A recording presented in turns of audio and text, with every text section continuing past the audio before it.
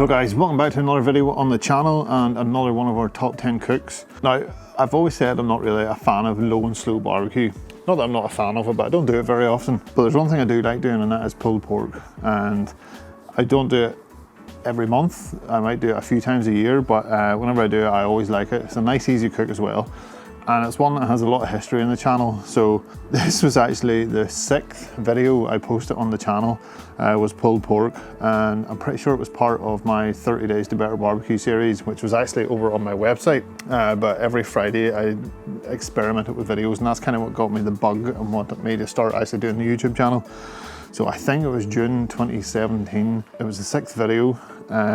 More recently, the recipe we're actually going to kind of stick to today was actually from September 2023, so it was a bit more up to date, should we say. But if you do want to laugh, I will leave a link up in the iCard. You can go back and have a watch of that first one. I think it was shot on my phone. I was awkward as all get out, and I think I actually called it Barbechoo TV back then, believe it or not. That was kind of the thing you did. But we've come a long way since then. Now, we're actually going to do this in conjunction with Thermapen. If you haven't seen it already, my video on the RFX, I will leave. It's kind of a first look video and an unboxing, talks through the features. So if you don't know what this is, that's the video to watch. For those that do know what it is, we're going to put it through its paces today, because a low and slow cook, you kind of have to set those low temperatures, let them go. And whilst the Kamado Joe can sit relatively stable, I like that little reassurance. So we're going to team it up with the billows. We're going to put that fan on. That is all going to be controlled using the RFX, and then we're going to use the RFX meat to actually monitor the internal temperature of the pulled pork, and that'll let us know when we need to lift it off and wrap it, and then when it's kind of at that temperature we want to start testing for tenderness. So this will be a little bit more in-depth look at how the RFX works, so if you want to see that, follow along as well. So before we actually jump into getting the meat ready to go into the barbecue, we're going to set this up. So I'll take you over to the Komado Joe, show you what setup we're going to use, how you attach the billows, get it set up through this here, and then we'll jump into the app to set our temperatures. Okay, so this is our billows fan. It's all controlled through the RFX. So there's a little input in the back here, USB-C then that runs out to the RFX, and that's how it communicates. Out of the box then, it is designed to fit into like the outlet of a kettle, or the inlet of a kettle, should I say. So there's this little spring clip. But if you want to put it on your Komado Joe, you have to order these little plates that go onto it. There's 2 different sizes, just depending on what Komado Joe you have. You slide open your vent at the bottom, this little plate goes into the rails. You just give it a light bend and it will sit inside, and then it sits inside the little latch for the door. Then you can close your door over, so all you have open is that little square, and that is where these spring clips then hold on to. There's a little like foam gasket here that kind of seals it tight. So we put one inside and the other one in, and just make sure everything has a nice seal.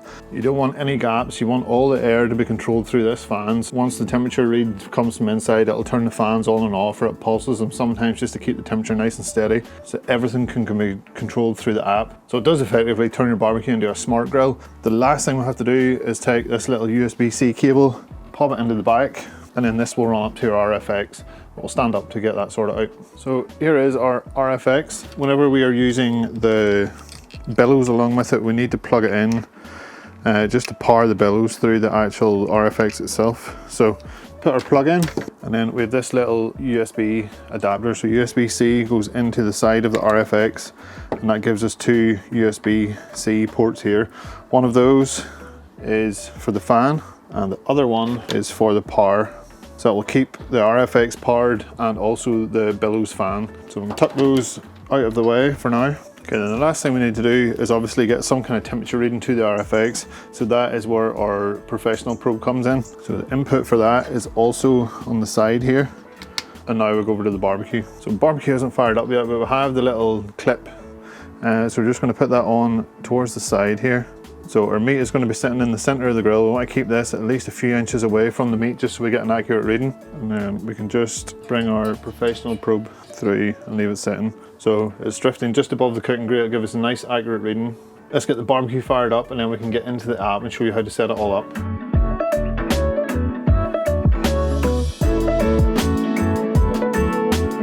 Okay, so everything's set up. We can turn our gateway on by pushing the button at the back. You'll see our light comes on, and we have opened up the ETI app here. So we just need to wait for this to make a connection across. Okay, and I can already hear the fans. You can see the smoke starting up now, so the fans have started. So barbecue temperature currently set in 26.6. Oh, don't need alarms. We can tap in here and this gives us, so our barbecue ambient temperature, what temperature we want it set to. We're not going to go super low and slow, so I'm going to go about 135 for this. So 135 degrees C, that is. We can hit save. Save the settings. So now you can see where it says set temp 135C, fan is blowing. So that fan will blow until it gets up very close to the temperature, and then it'll start to pulse and slowly come up after that. We don't really need to do anything else with regards to alarms. So these are like previous alarms that were set before we were using the bellows attachment, because it will automatically manage it itself. The only thing you do have to be aware of is when you open up the dome of the barbecue, it lets a lot of that heat out. The RFX then reads that as a temperature drop and ramps the fans up, so you don't want to have your dome open for too long, and that's kind of the benefit of the RFX meat as well, because you can get your probes into place before you put it onto the barbecue. You're not having to worry about how those wires are going. So while that is coming up the temperature, we will go and get the meat ready. Kamado Joe is coming up the temperature. I can hear the fans pulsing, so that means it's getting close to its final temperature. We have a pork shoulder here from Hillstown Farm Shop, so it's a boneless one. Just like the last recipe, we're going to use hot sauce as a bit of a binder, and we have a couple of smoky quarter ribs here, so we're using the original buffalo hot sauce. We're going to go on then with a finer rub, which is our Pitmaster rub, and then I always like to put a little bit of gaucho steak seasoning on as well. I know it's steak and not pork, but it gives a nice texture on the outside of it. So ran out of gloves, so we're going barehanded with this one. So first off, on with a little drizzle of hot sauce, just to help our rub bind to the surface. Then on with our first rub, which is our Pitmaster rub. Again, this is a finer rub. And then lastly, a little sprinkling just of our steakhouse gaucho. Pat down and flip it over and repeat the process on the bottom. That is us nicely seasoned up. I'll just give the top of it one last little dusting since we flipped it over. That should get us a lot of good flavors into it. Guys, like I said, we can get the RFX probe put into it. So this is the RFX meat. We can get this in now, that way we're not messing about whenever we're over to the barbecue. We can literally lift the lid, put it on, put a little bit of water into that drip pan, and we're good to go. So we want to try and get this into the deepest center point. We have two lines on the RFX, so there's a thinner line at the bottom and a thicker line at the top. So thinner line at the bottom is the minimum depth that has to go in. So if you're working with a thinner piece of meat, at least has to go into that depth. The thicker line is the ideal line you want to get it into. So on a piece of meat like this, we have absolutely no problems. So we'll just pick a point right in the center, get it down into that immersion line. So this is going to help us monitor when we might want to lift it off and wrap it up, and then once we kind of get to that kind of mid-90s, where we might want to start probing for tenderness as well. All right, clean my hands.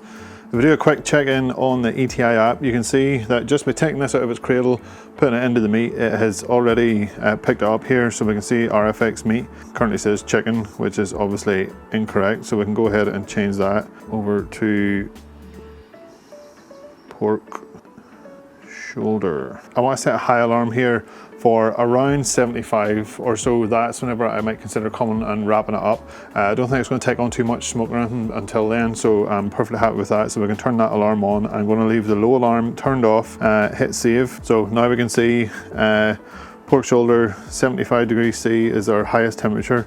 So we can see here as well our gateway currently sitting 142, so it is kind of come up to temperature. It kind of overshoots that a little bit, but it'll always stay kind of within 5 degrees or so.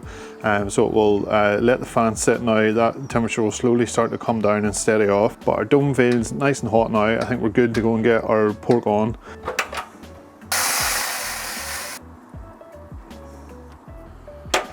Pulled pork is working away in the barbecue. Temperature has stabilized around that 135. Hear the fans pulsing every now and again just to keep it maintained, but it's sitting pretty steady. So the other aspect of this is our slaw. So we're going to make homemade red cabbage slaw. There's not too many ingredients go into it, so it is pretty simple to make. But first thing we need to start off with is a full kind of small to medium sized red cabbage. You want to get that sliced up first. That's going to make the basis of it.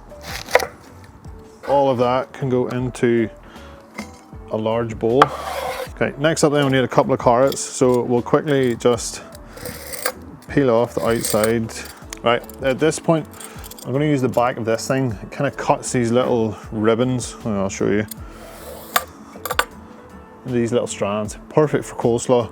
If you don't have that, you can try and do it by hand. You'll probably not get them as thin, or you can just grate this part into it. This is fine. You've got most of your texture there from your cabbage, so for the carrots, you're perfectly happy to go ahead and grate them in. Okay, so 2 carrots, shreds up into more than you would think. Again, go ahead, put that into our bowl. It's mizzling rain. I'm kind of hoping it doesn't get any worse because I'm gonna have to call it quits if it does. Last thing then is a red onion. We're not gonna grate or do anything with this, we're just gonna slice it nice and fine. Take the top off it, cut it in half, peel off that outer skin. Yeah, nice and simple, just into kind of long, thin strands and into our bowl. I think we'll move this into the back bench. So this is what we have so far, all our dry ingredients. Next up, we want to go in with the zest of 1 lemon. Scrape that all off the back. And we want to take half that lemon into a juicer and just take half of the lemon juice. Acidity will kind of soften down a lot of the veggies that are in this. Then we're in with about 100 grams of mayo. Now, 100 grams is kind of a starting block. It really all depends what size of cabbage you have, what size your carrots are, because you might find you need a little bit extra, but we'll cross that bridge when we come to it. Okay, then we want to go in with a little bit of mustard, a heaped teaspoon of whole grain mustard, and a heaped teaspoon of Dijon as well. And lastly, season up with salt, pepper. And now we want to kind of combine everything together. Okay, I think that is pretty good as far as a mix goes. Now I should say, in its current form, it will be tasty, but it will not be as good as it can be. This really needs to go into the fridge for a few hours. It kind of starts to soften down the cabbage and the carrots. You still have a little crunch to them, but it kind of, the acidity of the lemon and also that salt kind of draws some of the moisture out of them and it starts to soften a little bit. It is so much better after a chill out in the fridge. Luckily, our pork's going to take a few hours, so we have that luxury. There is one little addition I want to make to it, and that is a season up with a little bit of the Texas Ranch. I believe that was in our September recipe. Again, it just adds another little layer of flavour to it. So I'm going to go pop that into the fridge. I'll take it out of this bowl, it's a bit bulky to get in there. I put it into something a little bit smaller, just to let it all mix and mingle for a couple of hours. Our pork's taken away nicely. Now we're going to put our feet up. That's a good thing about having something like the RFX. It will maintain those temperatures, and because it's Wi-Fi connected, you can get on with your day and it will notify you if anything's going awry with your cook.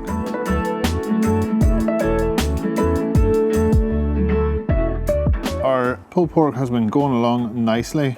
If we jump into the app here, you'll see we're hitting 74.8. Our alarm is just about to go off any moment. Go over to the graphs. This is in the meat. This is the internal temperature. We can see a nice steady climb. The last kind of, what's that, hour or so is kind of leveled off a little bit, so that'll be us maybe coming into a bit of that stall. So I think now is probably the good time to get it wrapped up. So 75C was a pretty good temperature to go for. If we go back out and into the actual gateway then, so this is our fan tilt. You can see the fan is pulsing at the minute. Again, we're going to the graph. At the very start here, you'll see the big bump in temperatures. I was getting fired up. Then the next couple of big dips in temperatures, us opening it up and getting it put on. So once you can see, after that stabilizes out and we stop messing about with it, it is sort of pretty steady. These little tiny dips sort of around here, there's one here, and here. It's kind of gone a bit erratic the last 10 minutes. That's me opening the barbecue up. So you can see these kind of lines here where it's perfectly steady. It's in a degree or two, so it worked an absolute treat. But I've been able to go on, get on with my day and not worry about what's going on with it. It's only whenever I come out and stick my nose in where it shouldn't be, we start to see those little fluctuations. Overall, other than that little bump at the start where it was lighting up, it has sort of rock solid and I've been pretty happy with it. So you can see here, this session started 4 hours, 21 minutes ago. Again, it's been a steady rise, so, and there we go, right on cue. High alarm, alarm 75, current 75. So let's get the shoulder off, get it wrapped up, and we'll get it back on again, and then we're going to bump the temperatures up a little bit once we're wrapped up. Is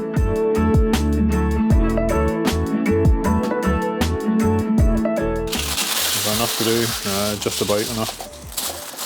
Look, end of the roll, perfect. We'll get our shoulder moved across on here. At this point, I'm gonna take out RFX. Cool enough to touch now. So we'll just lift it out for now until we get it wrapped up.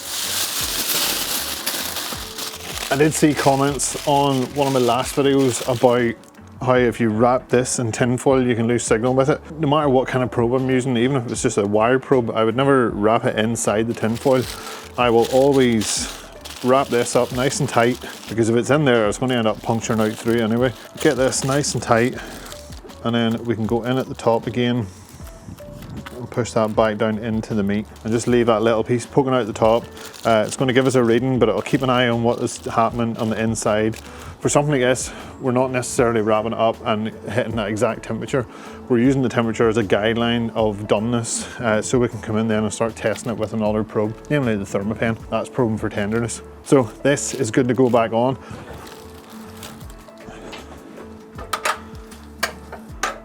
I'll drop that back onto the barbecue. Okay then, if we grab our phone, look back, again, because the barbecue has been opened, we have massive temperature spikes here, so again, that's us messing around with it. That's nothing to do with the actual RFX itself. What I do want to do is go in here now, and that temp of 135 is quite low. Now that I've wrapped it up, it's kind of protected from the heat a little bit. It's not really going to be taking on much more smoke. I'm going to actually increase that to 150. So now you can see we have a new temp of 150. Currently setting at 148 just because of that spike, but now the fans will readjust and monitor to keep that temperature around 150. In here to the RFX meat, currently setting our alarm at 75C. I'm going to change that to 92C. So 92 is the time I like to start testing it. Should start getting a bit more tender around then.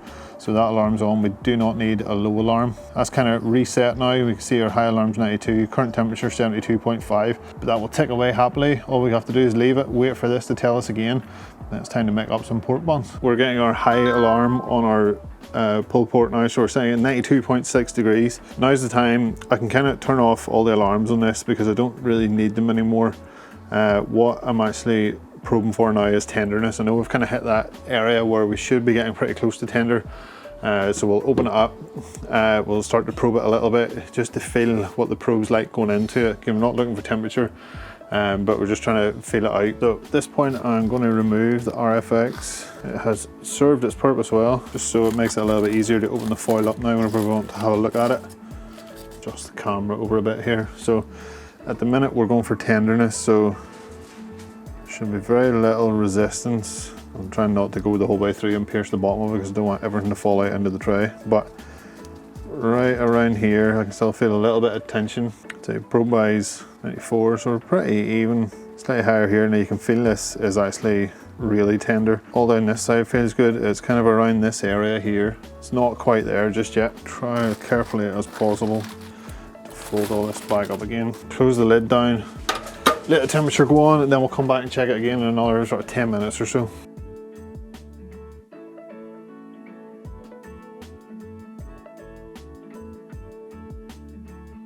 This is rested for a good amount of time. Let's open it up. Trying to lift this out of the tray because I want to actually pull it in the tray and see if we can get it transferred over without it falling apart. Yeah. Set that down there for now because I do want to use it again. Hopefully, if we just dig in, it should just all fall to pieces. Puts a smile on my face every time. Now the question is, how pulled do we want it? Sometimes it's nice to kind of leave it in little chunks like this here, especially for what we're using it for today, and put it into like pulled pork sandwiches. So I think we will leave it a little bit chunkier. I have a jar of smoky Carter chipotle and bourbon barbecue sauce. There's not much left in it. There's only a little bit at the bottom. I want to try and get some of these resting juices and kind of use them to thin out the sauce a little bit. Bring this in. I want to grab maybe 3-ish tablespoons of that resting liquid. Close the jar up, give it a shake, drizzle that over. Don't want it overly saucy, just a little bit. And just give that all a mix around. Let's make up some pulled pork sandwiches.